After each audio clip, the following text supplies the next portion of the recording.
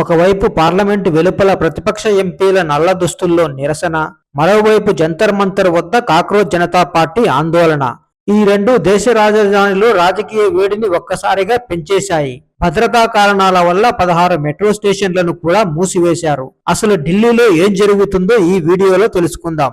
Neat paper leak కు బాధ్యత వహిస్తూ కేంద్ర విద్యాశాఖ మంత్రి ధర్మేంద్ర ప్రధాన్ రాజీనామా చేయాలని ప్రతిపక్షాలు డిమాండ్ చేస్తున్నాయి. వర్షాకాల సమావేశాల 3వ రోజున ఈ అంశాన్ని పార్లమెంటులో లేవనెత్తాలని నిర్ణయించాయి. దీనికి సంకేతంగా పలువురు ప్రతిపక్ష ఎంపీలు నల్ల దుస్తులు ధరించి నిరసన తెలిపారు. ఇటు ఢిల్లీలోని జంతర్ మంతర్ వద్ద జరుగుతున్న సీజేపీ నిరసనకు ఎన్సీపీ ఎస్పీ అధ్యక్షుడు శరద్ పవార్, ఆప్ అధినేత అరవింద్ కేజ్రీవాల్, శివసేన యూబీటీ ఎంపీ సంజయ్ రౌత్, రాజ్యసభ ఎంపీలు మహువా మొయిత్రా, గోపాల్ రాయ్ తదితర నేతలు వెళ్లి వారికి సంఘీభావం తెలిపారు. సోమవారం విద్యార్థులపై లాఠీ చార్జ్ చేయడాన్ని వారు తీవ్రంగా తప్పుబట్టారు. మంగళవారం మరో కీలక పరిణామం చోటు చేసుకుంది. ప్రధాని మోదీ రాజీనామా చేయాలని డిమాండ్ చేస్తూ లోక్సభ ప్రతిపక్ష నేత రాహుల్ గాంధీ, ఎంపీలు ప్రియాంక గాంధీ, అఖిలేష్ యాదవ్ తదితర నేతలు ప్రధాని నివాసం వెలుపల ధర్నా చేపట్టారు. భద్రతా పరంగా సున్నితమైన ప్రాంతం కావడంతో పోలీసులు వారిని అక్కడి నుంచి వెళ్లిపోవాలని కోరారు. వినిపించుకోకపోవడంతో పోలీసులు వారిని స్టేషన్ కు తరలించారు.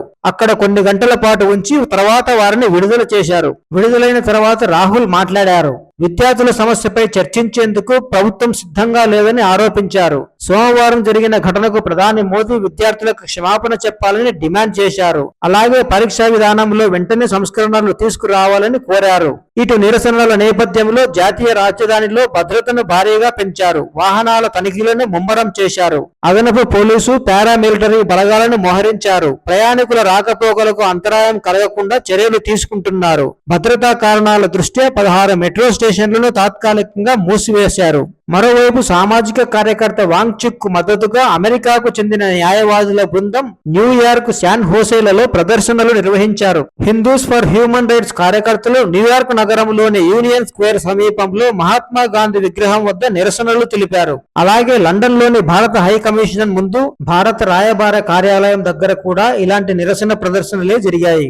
మొత్తానికి నీట్ వివాదం ఇప్పుడు వీధుల నుంచి పార్లమెంటు వరకు చేరుకుంది. ప్రతిపక్షాలు చర్చకు డిమాండ్ చేస్తుండగా ప్రభుత్వం మాత్రం శాంతి భద్రతలపై దృష్టి పెట్టింది. రాహుల్, ప్రియాంకల నిరసన, సీజేపీ ఆందోళన, భారీ భద్రత, ఈ పరిణామాలన్నీ ఢిల్లీలో రాజకీయ వాతావరణాన్ని మరింత ఉధృతంగా మార్చాయి. ఇక బుధవారం పార్లమెంట్లో ఈ అంశంపై ఏం జరగబోతుందన్న ఆసక్తి నెలకొంది.